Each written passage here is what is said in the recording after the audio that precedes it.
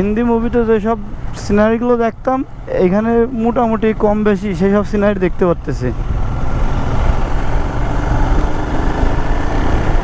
আর ভাবতাম এ জায়গায় কোন যেতে পারবো, সেই জায়গায় সে চলেই আইছে এইটুক মানুষ।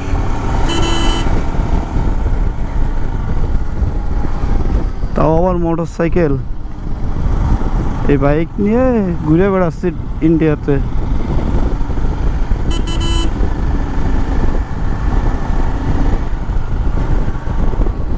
কত মানুষ, কত কথা, সব कुछ लोग तोड़ दिया मेरे हार्ट को।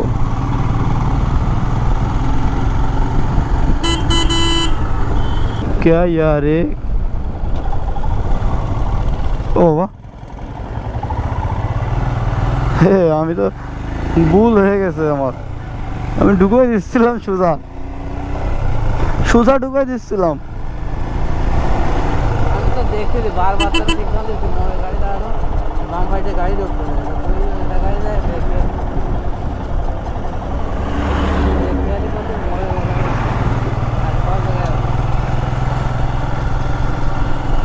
পাঞ্জাব গ্রাম মাঠ, কৃষি মাঠ, এগুলো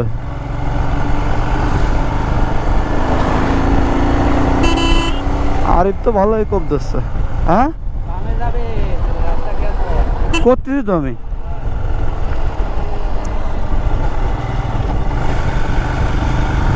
ভাই সুন্দরতা দেখতে গেলে আমার বাইক চালানো হবে না। আর তারপরে দেখা যাক আল্লাহ কি করে।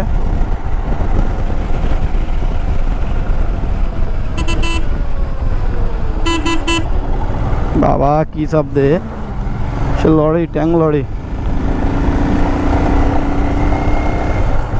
মোড়ে সামনে মোড় হে।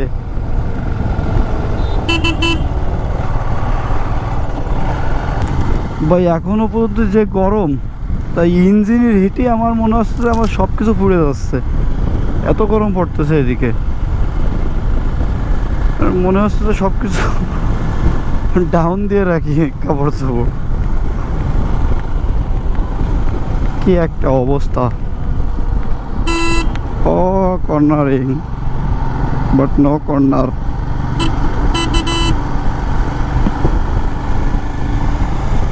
পাঞ্জাবের গ্রামগঞ্জ এদিকে অনেক সুন্দর লাগে, জোস জোস ভিউ।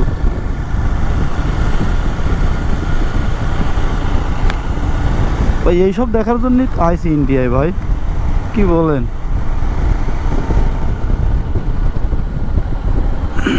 এর থেকে আশা করি ভালো কিছু দেখাবো।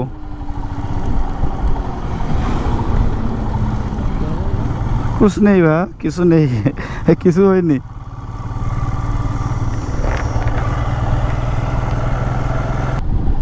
খারাপ আছে বলছি যে কোনো সময় ফেলে ফেলে মোটর সাইকেল সব চলে আসতে পারে। ও ঘোড়ার গাড়ি দেখা গেল অবশেষে। ঘোড়া না বলো এটা না,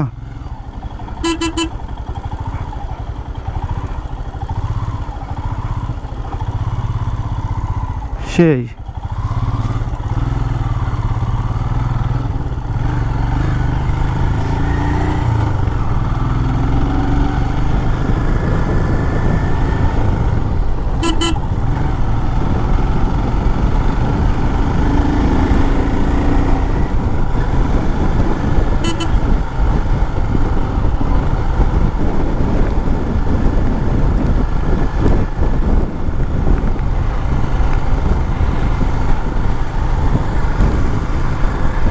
এরপর দেখো না, আর কিছু তো দেখাই যায় না।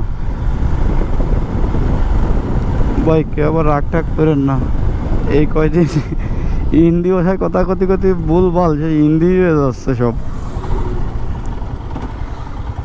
4-5 दिन हिंदी बता तो हिंदी हो गया।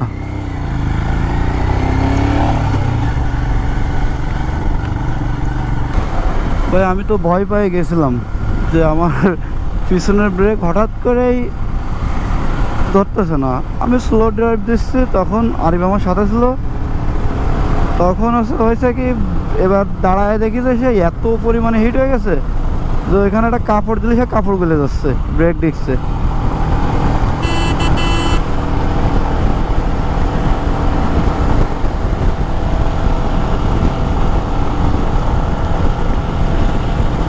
যারা বাইক রেন্ট নেবেন একটু দেখে শুনে বাইকগুলো নেবেন।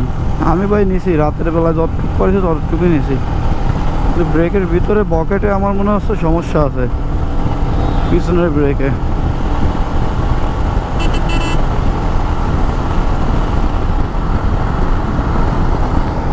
ঝামেলা আছে, ভাড়ার বাইক অত সহজ না।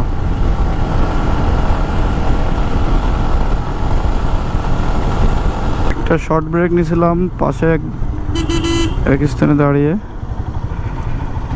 তো এখনো মোটামুটি পাঞ্জাব ক্রস করতে পারিনি। পাঞ্জাব ক্রস করতে গেলে এখনো 1-1.5 কিলোমিটার লাগবে।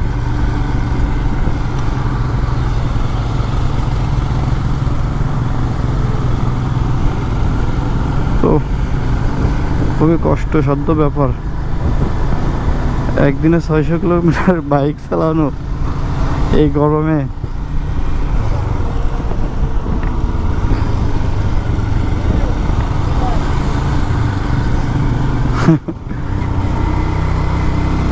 क्या देख रहे यार? हाँ? क्या? ওকে, ডানি যাইতে হবে তো সেটা তো আমিও জানি।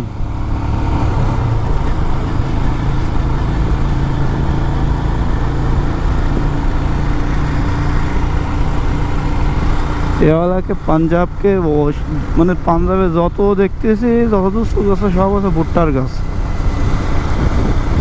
ভুট্টা আর ভুট্টা। টোল গেট 1 কিলোমিটার, আরও একটা টোল প্লাজা সামনে বেঁধে গেছে। লুধিয়ানা 60 কিলোমিটার, পাহাড়া ওড়া 17 কিলোমিটার।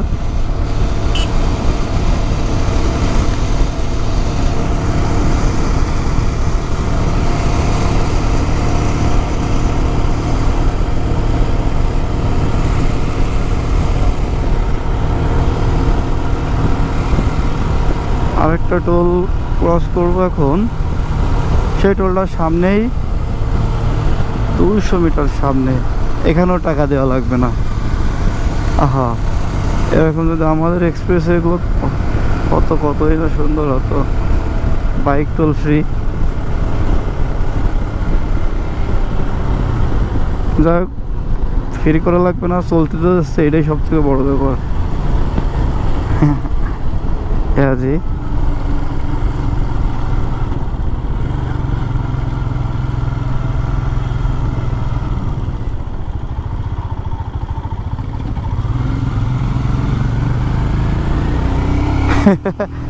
উঁচু দিয়ে ওই পাশ দিয়ে আছে বাইক টোল, কিন্তু আমরা এমনি আছি তাও অটোমেটিক উঠে যায়।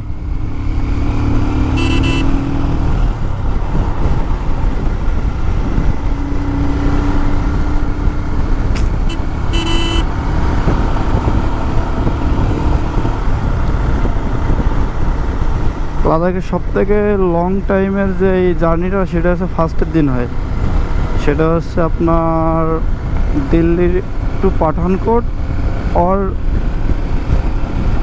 জম্মু, এই দুটোর যে কোনো এক জায়গায় স্টে করা যায় ফার্স্টের দিনে। যে টাইম উঠবে, যার রাস্তায় ওয়েতে যত টাইম লাগবে সে তত আগে জম্মুতে যেতে পারবে। যদি লেট হয়ে যায়, যদি রাস্তায় বেশি বিরতি দেওয়া হয়, বাইকের জন্য ভালো হয়, সেক্ষেত্রে পাঠানকোট থাকাটাই বেস্ট। আর যদি বাইকে প্রেশার দিয়ে একদিনই দিয়ে দেওয়া হয় শুরু করে জম্মু, ওয়ানডেই জম্মু, দিল্লি টু জম্মু। আমরা ফার্স্টে ভাবছিলাম পারবো, কিন্তু আমাদের বাইকে প্রেশারে কুলে পারতেছে না। আমার বাইকে সেই একেবারে নর্মাল স্পিডে যাইতে হচ্ছে, এখন 70-80 এরকম অল টাইম। এখন 90-তে আমি অ্যাক্সেলটা ধরবো কি সঙ্গে সঙ্গে আমার বাইক এই করতে থাকবে। ওয়েদারটা ওইদিকে ক্লিয়ার আছে।